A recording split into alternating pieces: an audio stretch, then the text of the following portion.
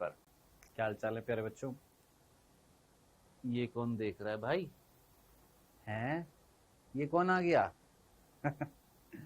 चलिए, हमारा अध्याय चल रहा है खाद्य उत्पादन में वृद्धि की कार्यनीति, और इसमें आज हम टॉपिक पढ़ने वाले हैं। मैंने आपको बता दिया था ये जो चैप्टर जो है इसका 50% पोर्शन जो है वो जूलॉजी है और 50% पोर्शन जो है वो बॉटनी है ना। 50% भाग जो है वो वनस्पति विज्ञान का भाग है और 50% जो है वो प्राणी विज्ञान का भाग है, जिसमें हमने 50% पोर्शन पढ़ लिया है, यानी जूलॉजी का पार्ट हम पढ़ चुके हैं, यानी प्राणी विज्ञान का 50% भाग इस चैप्टर का हम पढ़ चुके हैं। अब बात आ रही है बचा हुआ 50%, यानी बॉटनी का पार्ट, यानी वनस्पति विज्ञान का भाग हमें पढ़ना है, जिसमें हमारा जो टॉपिक है वो है ये पादप प्रजनन। हमें ये टॉपिक पढ़ना है बेटा। इसके अलावा एक और टॉपिक पढ़ना है, यानी मान के चल लीजिए 2 लेक्चर और चैप्टर खत्म। एक आज का, एक अगला, 2 लेक्चर और चैप्टर खत्म। ज्यादा से ज्यादा 3 मान लीजिए, अगर थोड़ा सा टाइम लग गया तो 3 मैक्सिमम, इससे ज्यादा नहीं। सो पादप प्रजनन, जिसको हम इंग्लिश में बोलते हैं प्लांट ब्रीडिंग, इंग्लिश में बोलते हैं प्लांट ब्रीडिंग, हिंदी में बोलते हैं पादप प्रजनन। क्या है जनाब ये पादप प्रजनन, क्या होती है प्लांट ब्रीडिंग? आइए ध्यान से देखिए। यहां से तो कुछ नहीं समझ में आएगा। मैं सिंपल सी बात तुमसे एक पूछता हूं। मैंने कहा एक पेड़ है और उस पेड़ पर फल तो बहुत सारे हैं। मैंने कहा एक पेड़ है जिस पेड़ पर फल तो बहुत सारे हैं। सर ये तो बढ़िया लक्षण है। मैंने कहा लेकिन उस पेड़ की रोग प्रतिरोधक क्षमता जो है वो बेकार है, बड़ी जल्दी रोग लग जाते हैं। अरे सर ये तो बड़ी खराब चीज। यानी एक लक्षण बड़ा प्यारा मिल रहा था, अच्छा मिल रहा था, प्रभावी मिल रहा था। क्या? कि उस पेड़ में कहीं ना कहीं बहुत सारे क्या लगे हुए, फल लगे हुए हैं, तो अच्छी बात है, उत्पादकता क्या है उसकी ज्यादा है। लेकिन रोग प्रतिरोधक क्षमता जो थी वो कम थी, यानी रोगों से लड़ने की क्षमता कम थी। ये तो बड़ा बेकार कैरेक्टर है। ठीक है, अब हमने क्या किया, हमने उसी पेड़ के जैसा एक और पेड़ छांटा।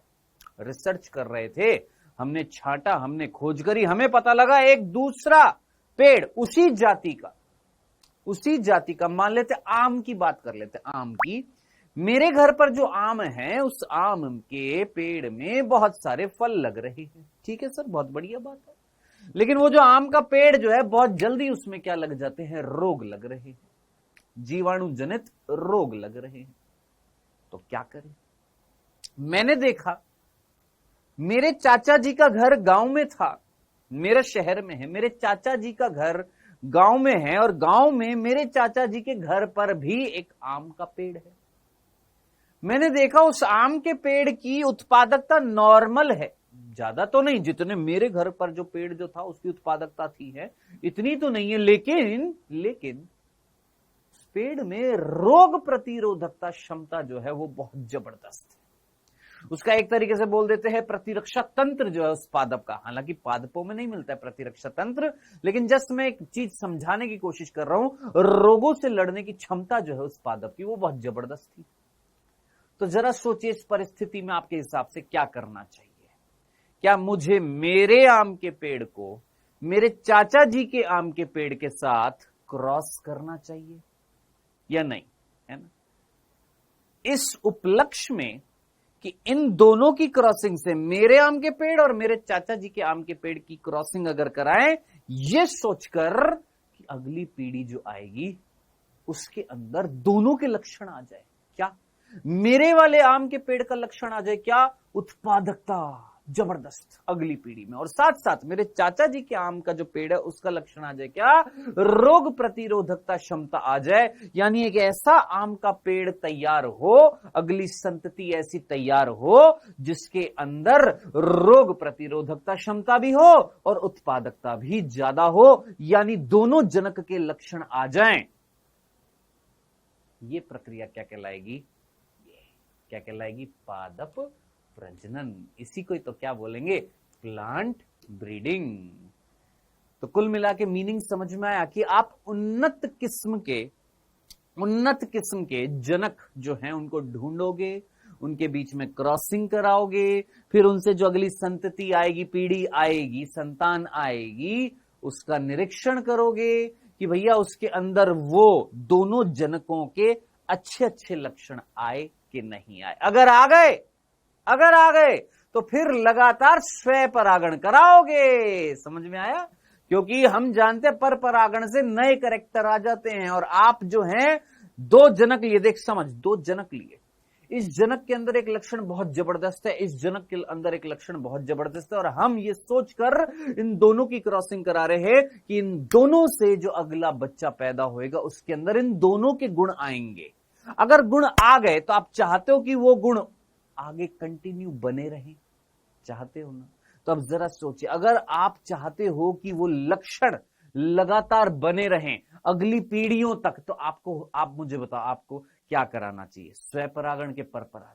यार पूरा चैप्टर पढ़ लिया आप तो, मतलब पुष्पे पादपों में लैंगिक जनन सारा अच्छे तरीके से जानते हो कि लक्षणों, वो लक्षण जो एक से दूसरी पीढ़ी में, दूसरी से तीसरी पीढ़ी में, तीसरी से चौथी पीढ़ी में वही के वही बने रहते हैं। कब होते हैं? जब स्वयं परागण होता है। और नए लक्षण लाने के लिए क्या करना पड़ता है? पर परागण। अब मैं यही तो कह रहा हूं आपसे भाई मेरे दोस्त, मैंने कहा एक जनक ये लिया, एक जनक ये लिया, इसके अंदर जबरदस्त प्रभावशाली लक्षण है, इसके अंदर प्रभावशाली लक्षण है, दोनों की क्या करा दी? क्रॉसिंग करा दी, और ये सोचकर कराई कि अगली जो पीढ़ी आएगी उस पीढ़ी के अंदर इन दोनों के क्या होंगे? गुण होंगे।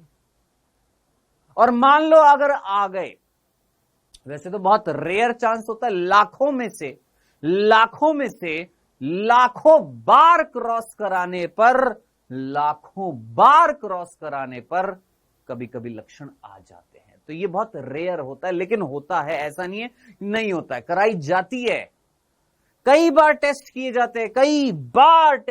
जाते हैं दोस्त, कई बार एक्सपेरिमेंट किए जाते हैं, तब जाकर एक ऐसी संतति पैदा होती है जिसके अंदर दोनों जनकों के क्या आते हैं? प्रभावशाली गुण आ जाते हैं। और अगर आ गए तो उन गुणों को मेंटेन करना है, उनकी शुद्धता को कायम करना है, तो क्या कराना पड़ेगा? स्वयं परागण कराना पड़ेगा। आई होप आपको ये चीज समझ में आ गई होगी। पादप प्रजनन, प्लांट ब्रीडिंग का मीनिंग क्लियर हो गया होगा कि क्या होता है पादप प्रजनन, प्लांट ब्रीडिंग क्या होता है। आई होप आपको ये चीज क्लियर हो गई होगी। डन, चलें आगे। अब आगे बढ़ते हैं। अब देखिए क्या लिखा हुआ है। पादप प्रजनन पादप प्रजातियों का एक उद्देश्यपूर्ण परिचालन है। यानी हम जो ये कर रहे हैं पादप प्रजनन, ये किसी उद्देश्य से कर रहे हैं, तभी तो ये वर्ड आ रहा है। उद्देश्यपूर्ण का मतलब क्या है? कि आप क्यों कर रहे हो, आप क्यों ऐसी संतति चाहते हो जिसके अंदर दोनों जनकों के गुण आए? आप क्यों कर रहे हो? क्योंकि आपका उद्देश्य है। क्या उद्देश्य है सर? भाई मैं एक ऐसा पेड़ चाहता हूं जिसके अंदर सारे के सारे अच्छे गुण हो। क्यों चाहते हो सर? अरे भाई पेड़ों से ही स्वयंपोषी होते हैं, उन्हीं से ही तो उत्पाद मिलते हैं ना भाई हमको। तो हम क्या चाहते हैं कि खराब क्वालिटी के पेड़ उगाएं हम? नहीं ना, अच्छी क्वालिटी के, अच्छी किस्मों के पेड़ उगाएं कि नहीं उगाएं? बिल्कुल उगाएंगे। तो भाई अच्छी क्वालिटी के, अच्छी किस्मों के, अच्छी वेराइटीज के अगर हम पेड़ उगाना चाहते हैं तो हम उनको बनाते हैं। कैसे बनाते हैं सर जी? पादप प्रजनन करके बनाते हैं, प्लांट ब्रीडिंग करके बनाते हैं। ठीक है, ताकि वांछित पादप किस्में तैयार हो। वांछित का मतलब ऐच्छिक। कई बच्चों को ये समझ में, वांछित का मतलब ऐच्छिक। ऐच्छिक का मतलब हमने हमारी इच्छा अनुसार, मेरी इच्छा कर रही है कि मैं एक ऐसे पेड़ को ग्रो करूं, मैं एक ऐसे आम के पेड़ को बनाऊं जिसके अंदर उत्पादकता भी ज्यादा और जिसमें रोग प्रतिरोधकता क्षमता भी है। तो जरा सोचिए, ये मेरी इच्छा थी। सुनो, वही जो अभी अभी मैंने आपको एक उदाहरण दिया था कि मेरे घर पर जो आम का पेड़ है उसकी उत्पादकता तो ज्यादा है लेकिन रोग प्रतिरोधकता क्षमता कम है। वहीं मेरे चाचा जी के घर पर जो आम है उसकी रोग प्रतिरोधकता क्षमता ज्यादा है ना। अब मेरी एक इच्छा हुई कि मैं एक ऐसा लक्षण लाऊं आम के पेड़ में, मतलब मेरी इच्छा हुई, मेरा उद्देश्य था कि मैं एक ऐसी किस्म, एक ऐसी वैरायटी, एक ऐसा आम का पेड़ बनाऊं। ये मेरी इच्छा है जिसके अंदर कौन से लक्षण हो? दोनों लक्षण, उत्पादकता भी ज्यादा हो और रोग प्रतिरोधकता क्षमता भी ज्यादा हो, तो इस प्रक्रिया को हम क्या बोलेंगे? पादप प्रजनन बोलेंगे। डन, सीधी सी बात है। यह किस्में खेती के लिए अधिक उपयोगी होती हैं, अच्छा उत्पादन करने वाली होती है और रोग प्रतिरोधक होती है। लो जी जनाब, किस लिए बना रहे हो आप? समझ में आ गया। आप जो पादप प्रजनन कराकर जो अगली पीढ़ी ला रहे हो, क्यों ला रहे हो? ताकि उत्पादकता ज्यादा मिले। क्यों ला रहे हो? रोग प्रतिरोधकता क्षमता हो। क्यों ला रहे हो? ताकि मानव का कल्याण हो। डन, इतनी सी बात है। ठीक है, सिंपल सा था, कोई कंफ्यूजन नहीं है। चले आगे। अब यहां पर एक वर्ड आ रहा है हरित क्रांति। हालांकि ये हरित क्रांति हम बाद में भी पढ़ेंगे, आज ही पढ़ेंगे, सिंपल सी है। पादप प्रजनन में शुद्ध वंशक्रम का संकरण अथवा क्रॉसिंग शामिल है, जिसके पश्चात कृत्रिम चयन होता है ताकि अधिक उत्पादन देने वाले, पोषण तथा रोगों के प्रति प्रतिरोधी पादपों के वांछनीय विशेषकों को तैयार किया जा सके। यानी कुल मिलाकर मोटे मोटे तौर पर यहां से यहां तक जो चीज दे रखी है वो यही बता रखा है। सर क्या बता रखा है?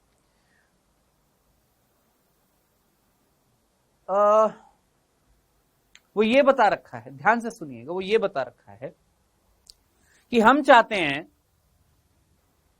ऐसी किस्मों का निर्माण हो, ध्यान से सुनिए, ऐसी किस्मों का निर्माण हो जो हमें ढेर सारा उत्पाद दे, जो रोग के खिलाफ लड़ सके, जो उन्नत क्वालिटी की हो।